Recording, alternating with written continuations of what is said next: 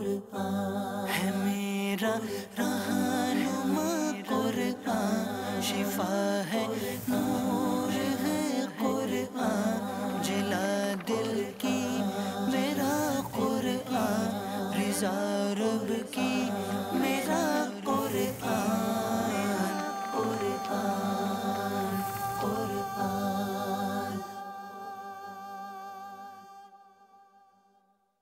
الحمدللہ رب العالمین والصلاة والسلام علی سید المرسلین، اما بعد فاعوذ باللہ من الشیطان الرجیم، بسم اللہ الرحمن الرحیم۔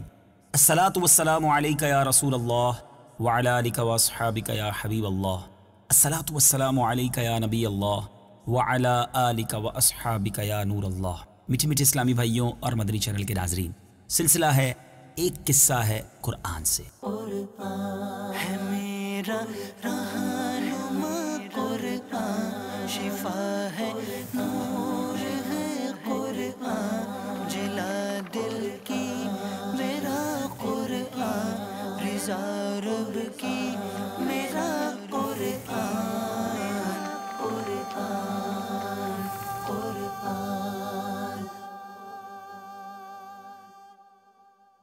آج کون سا قصہ سننا ہے؟ آپ نے دنیا میں بہت سارے شہروں کے بارے میں سنا ہوگا، بڑے جدید، بڑے زبردست تعمیر کیے ہوئے شہر اس دنیا میں موجود ہیں، مگر آج ایک ایسے شہر کی بات ہونی ہے جو الٹا دیا، جو الٹ پلٹ کر دیا گیا۔ یہ کیسا شہر تھا اور وہ کیوں برباد کر دیا گیا؟ بڑا ہی عبرت انگیز واقعہ ہے، اور بدقسمتی سے آج جس بیماری کی، جس برائی کی ہم نے بات کرنی ہے، جو اس قوم میں تھی، جس قوم کے شہر کو تباہ و برباد کر دیا گیا، وہ برائی بدقسمتی سے آج ہمارے معاشرے میں بھی پائی جاتی ہے۔ وہ برائی کون سی ہے وہ بھی آپ کو بتانی ہے۔ آئیے توجہ سے اس قرآنی واقعے کو سماعت کیجیے۔ یہ حضرت لوط علیہ السلام کا شہر صدوم تھا، جو ملک شام میں صوبہ حمص کا ایک مشہور شہر ہے۔ حضرت لوط علیہ السلام بن ہاران بن تارخ، یہ حضرت ابراہیم علیہ السلام کے بھتیجے ہیں۔ یہ لوگ عراق میں شہر بابل کے باشندہ تھے۔ پھر حضرت ابراہیم علیہ السلام وہاں سے ہجرت کر کے فلسطین تشریف لے گئے، اور حضرت لوط علیہ السلام ملک شام کے ایک شہر اردن میں مقیم ہو گئے، اور اللہ تعالیٰ نے آپ کو نبوت عطا فرما کر صدوم والوں کی ہدایت کے لیے بھیج دیا۔ شہر صدوم کی بستیاں بہت آباد اور نہایت سر سبز و شاداب تھیں، اور وہاں طرح طرح کے باغات، پھل اور میوے موجود تھے۔ شہر کی خوشحالی کی وجہ سے اکثر جا بجا کے لوگ مہمان بن کر ان آبادیوں میں آیا کرتے تھے۔ شہر کے لوگ ان مہمانوں کی مہمان نوازی کی وجہ سے بڑے پریشان تھے، اتنے سارے مہمان، اور اب ان کی مہمان نوازی بھی کرنا پڑتی۔ اب وہ مہمانوں کی آمد سے تنگ ہو چکے تھے، مگر مہمانوں کو روکنے اور دور کرنے کی کوئی صورت نظر نہیں آ رہی تھی۔ اس ماحول میں ابلیس لعین، شیطان جو ہے، ایک بوڑھے شخص کی شکل میں نمودار ہوا، اور ان لوگوں سے کہنے لگا کہ اگر تم لوگ مہمانوں کو بھگانا چاہتے ہو، اپنے سے دور کرنا چاہتے ہو، اپنی زندگی کو پرسکون بنانا چاہتے ہو، تو ایسا کرو کہ تمہاری بستی میں جب بھی کوئی مہمان آئے تو تم اس کے ساتھ بد فعلی کرو۔ معاذ اللہ، اب سب سے پہلے ابلیس ایک نوجوان اور خوبصورت شخص کی شکل میں خود آیا، اور اس نے بستی والوں کے ساتھ خود بد فعلی کروائی، ایک طرح سے انہیں اس برے کام کا عادی بھی بنایا۔ اب میٹھے میٹھے اسلامی بھائیوں، رفتہ رفتہ یہ لوگ اس برے کام کے اتنے عادی ہو گئے کہ عورتوں کو چھوڑ کر مردوں سے اپنی شہوت پوری کرنے لگے۔ چنانچہ حضرت لوط علیہ السلام نے ان لوگوں کو اس فعل بد سے منع کرتے ہوئے اس طرح واعظ فرمایا، جو کہ قرآن مجید میں ان الفاظ کے ساتھ موجود ہے۔ أتأتون الفاحشة ما سبقكم بها من أحد من العالمين۔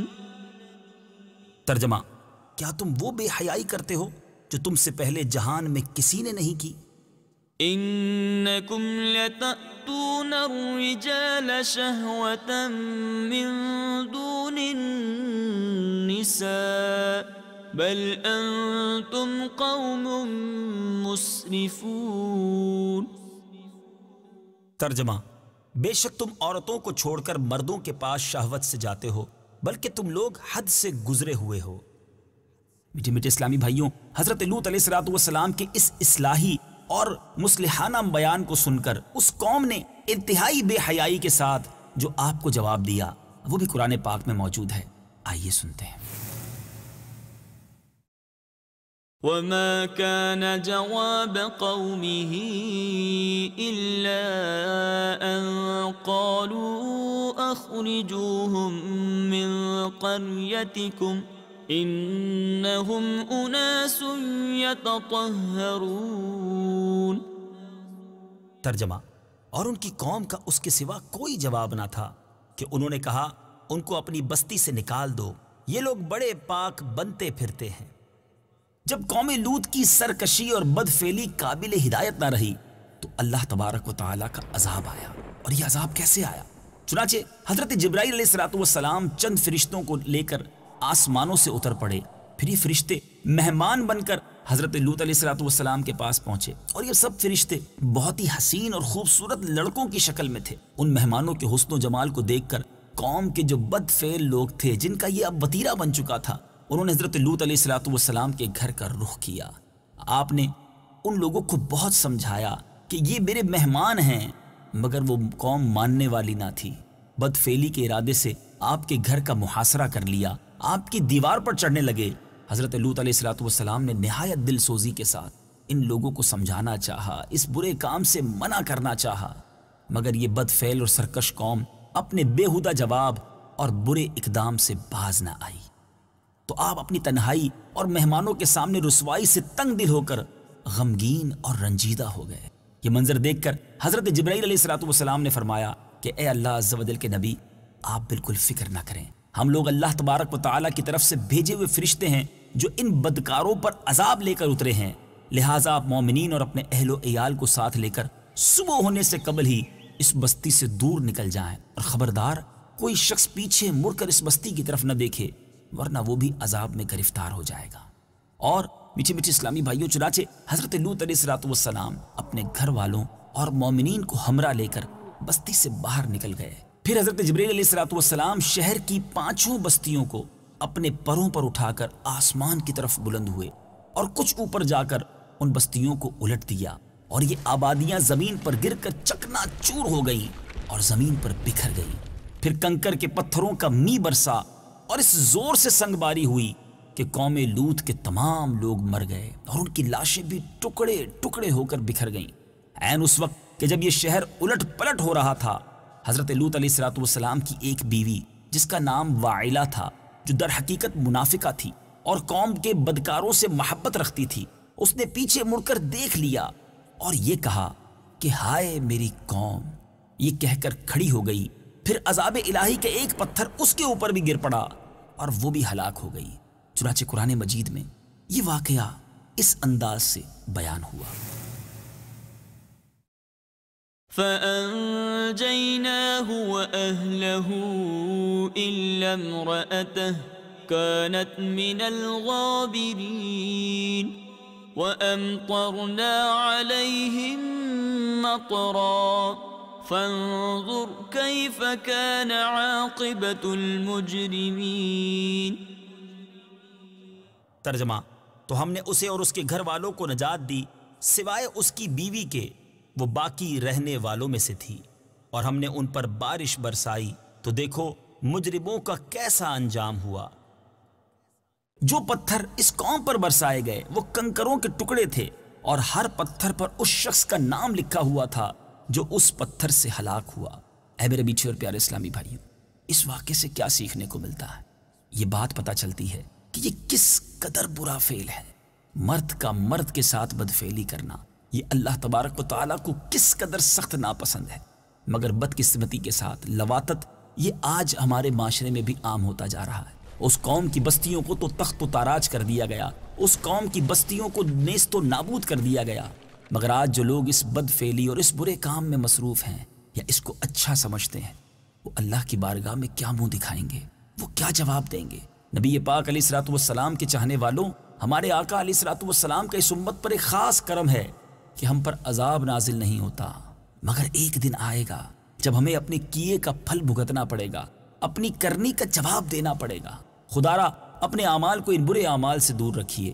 منقول ہے کہ حضرت سلیمان علیہ السلام نے ایک مرتبہ ابلیس لعین سے پوچھا کہ اللہ تعالیٰ کو سب سے بڑھ کر کون سا گناہ ناپسند ہے، تو ابلیس نے کہا کہ سب سے زیادہ اللہ تعالیٰ کو یہ گناہ ناپسند ہے، یعنی اللہ کی بارگاہ میں سب سے بڑا گناہ یہ سمجھا جاتا ہے۔ وہ کیا ہے؟ ابلیس کہتا ہے کہ وہ مرد مرد سے بدفعلی کرے اور عورت عورت سے اپنی خواہش پوری کرے۔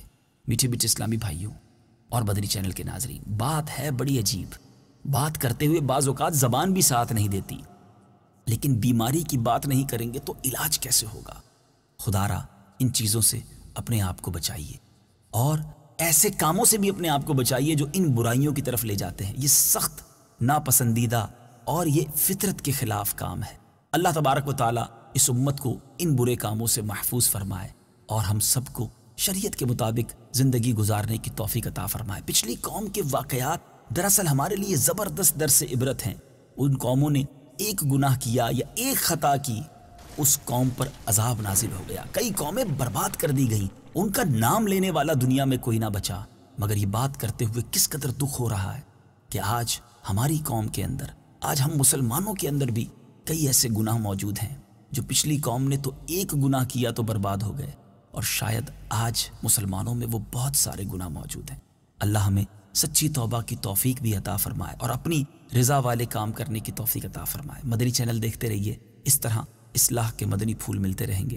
اللہ کرے دل میں اتر جائے میری بات۔ صلو علی الحبیب صلی اللہ تعالی علی محمد صلی اللہ علیہ وسلم۔ قرآن ہے میرا رہنما، قرآن شفا ہے نور